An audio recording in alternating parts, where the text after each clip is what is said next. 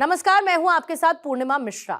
हमारे खास प्रोग्राम क्या कहते हैं नरेंद्र मोदी में आज आपको सुनवाएंगे पीएम मोदी का वो ऐतिहासिक भाषण जो उन्होंने 27 जनवरी 2014 को मुंबई में दिया। मोदी जी ने अपने भाषण में कहा कि जब देश आजादी की लड़ाई लड़ रहा था तब आनंद मठ का एक गीत वंदे मातरम, उस गीत ने पूरे हिंदुस्तान को जगा दिया था। वंदे मातरम एक आजादी का मंत्र बन गया था और संस्कृत में लिखा गया वो गाना पूरी आजादी की लड़ाई को एक प्रेरणा देता रहा, बलिदान की परंपरा को पैदा करता रहा। ठीक 50 साल पहले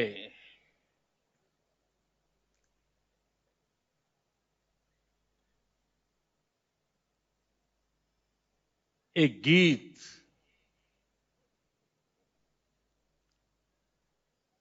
जो आज भी गुंजता हो, जिसके शब्द, जिसके सुर, जिसके स्वर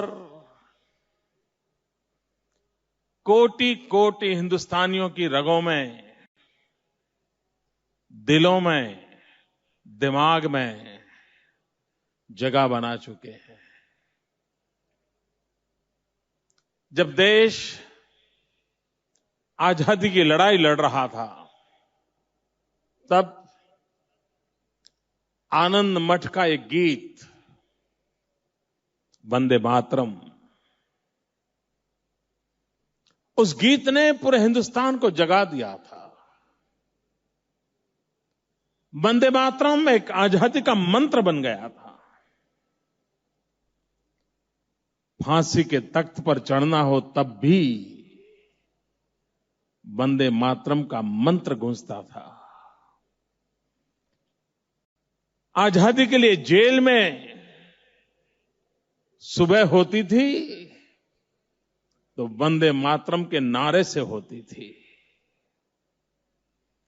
अंग्रेज सल्तनत के खिलाफ अपना गुस्सा प्रकट करना है तो वंदे मातरम की घोषणा से होता था।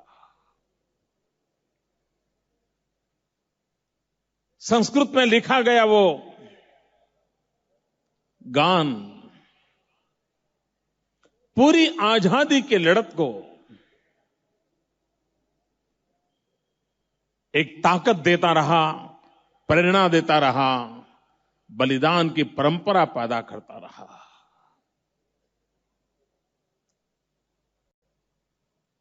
और आज राष्ट्रगान के रूप में हम सबके लिए जब वंदे मातरम का गान करते हैं तो देश की आजादी के लिए जीने मरने वाले उन सभी महापुरुषों की हमें याद आती है। आजादी के बाद ऐ मेरे वतन के लोगों, इस गीत ने हिंदुस्तान की चार चार पीढ़ी को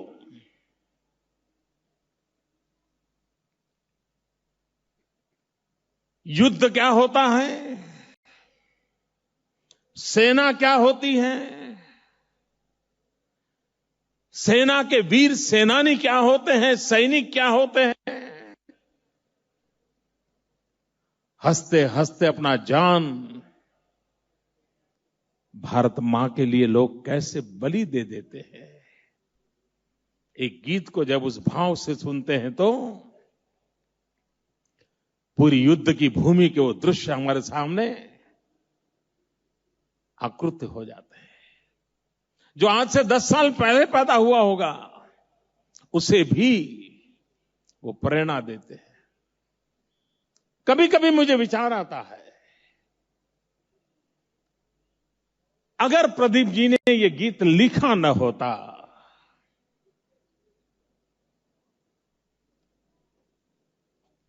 लता दीदी ने गाया न होता तो क्या 62 की लड़ाई हमें याद होती क्या? वो वीर शहीद हमें याद होते क्या? पता नहीं इतिहास के पन्नों में कहां छुप जाते। लेकिन इस गीत ने सबसे बड़ी जो सेवा की है,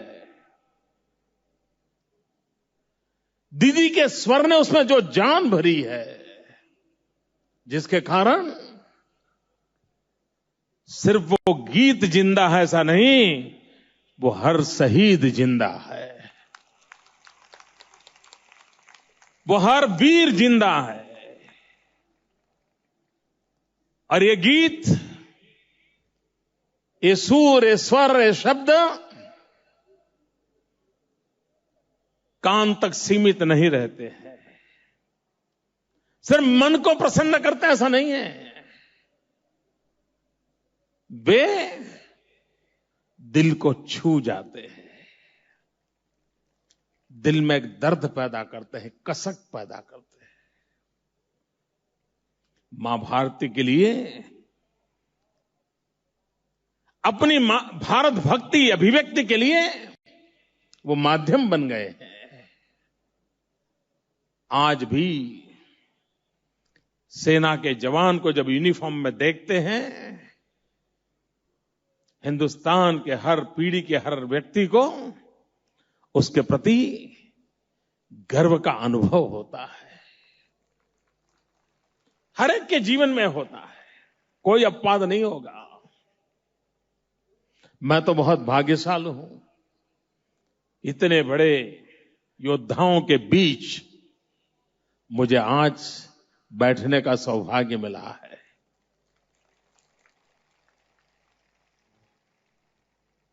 और समाज वीरता की पूजा करता है, योद्धाओं की पूजा करता है, उनके पराक्रम के गान गाता है और नई पीढ़ी को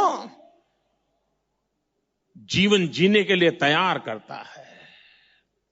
भाइयों बहनों,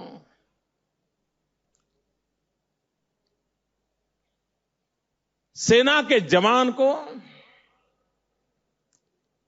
युद्ध के मैदान में शहीद होने की इच्छा रहती है, इसके मन में एक ललक रहती है कि मेरा जीवन मेरी भारत मां के लिए काम आए। हर सेना के अंदर बैठे हुए हर व्यक्ति के मन में रहता है कि मेरा जीवन भारत मां के काम आए। ये छोटी घटना नहीं है मित्रों, इससे बड़ी कोई प्रेरणा नहीं हो सकती है। लेकिन जब उसी सेना के वीर जवान को युद्ध की भूमि पर नहीं, अपने ही कैंटोनमेंट में या तो एक स्थान से दूसरे स्थान पर जाते समय बुज़दिल आतंकवादियों की गोली से मरना पड़ता है, तब उसकी पीड़ा कितनी भयंकर होती होगी जिसकी हम कल्पना कर सकते हैं। जो सीना तान करके सीने पर गोलियां लेने के लिए पैदा हुआ है, उसको जब बुज़दिल आतंकवादियों की गोलियों से पीठ में गोलियां चले और मरने की नौबत आए, उससे बड़ी पीड़ा एक जवान के जीवन में नहीं हो सकती है। और भाइयों बहनों, ये देश का दुर्भाग्य रहा है, इस देश का दुर्भाग्य रहा कि युद्ध के अंदर हमने सेना के जितने जवान गंवाए हैं, उससे ज्यादा आतंकवादियों के हाथों से गंवाए हैं। युद्ध का रूप बदल गया। आज प्रॉक्सी वॉर की परंपरा बनी हुई है। आज सीमा पर जवानों के बीच युद्ध नहीं हो रहा है, दुश्मन देश आतंकवादियों के माध्यम से हमारे वीर जवानों को गोलियों से भून देते हैं। आप कल्पना कर सकते हो, एक छोटा सा देश हमारी सेना के जवानों के सर काट करके ले जाए और उसकी पत्नी चीखती रहे कि मेरे पति का सर वापिस लाओ। वो ये नहीं कह रही है कि मेरा पति जिंदा करो, वो नहीं कह रही है, वो भी तो वीरांगना है। वो कहती हैं मेरे देश की शान उसमें है कि जिसने देश के लिए सर कटाया वो सर तो भारत मां की धरती पर लाओ। और देश का दुर्भाग्य देखिए, हम हाथ जोड़ करके बैठे रहे। अगर यही हाल रहा, अगर देश के लिए जीने वाले लोग नहीं मिलेंगे तो देश के लिए मरने वाले कहां से मिलेंगे?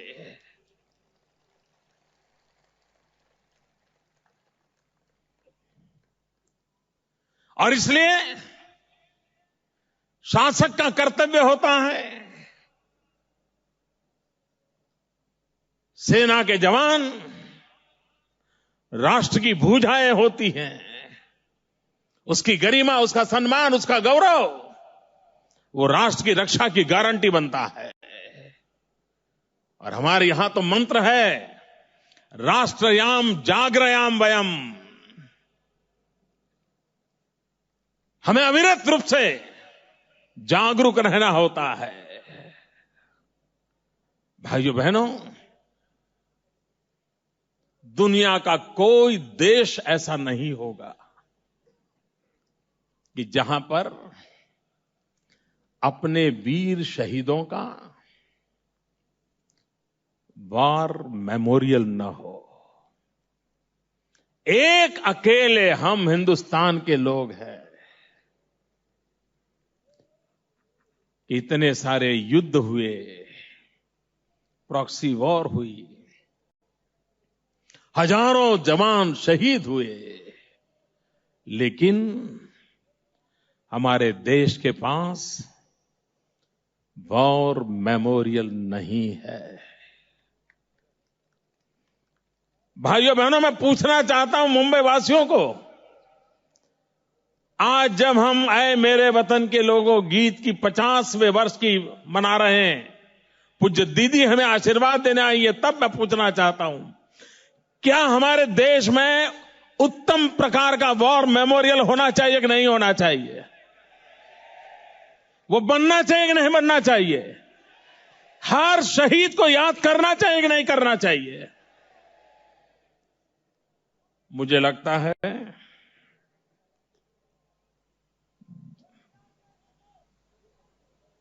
कुछ अच्छे काम मेरे नसीब में ही लिखे हुए हैं।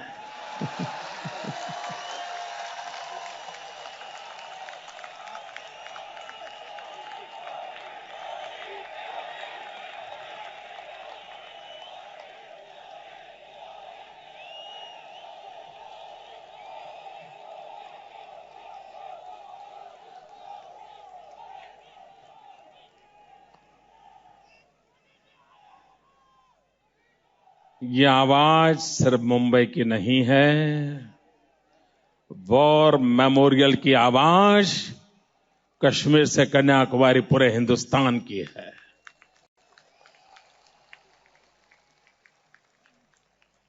और जनता की आवाज ईश्वर का संकेत होता है।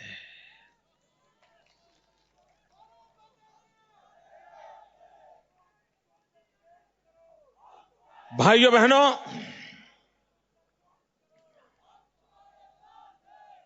हमारे देश का दुर्भाग्य रहा कि आज भी हमें सेना के लिए शस्त्रास्त्र चाहिए, वो हमें विदेशों से लाना पड़ता है। आप कल्पना तो करिए भाइयों, पराई बंदूक से गोलियां क्या चल सकती है जी।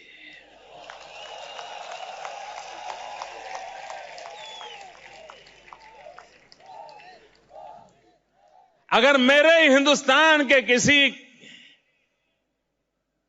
नौजवान के हाथों से वो शस्त्र बनता और उससे अगर दुश्मनों को भून दिया गया होता, तो उस शस्त्र बनाने वाले उस जवान को भी कितना गर्व होता।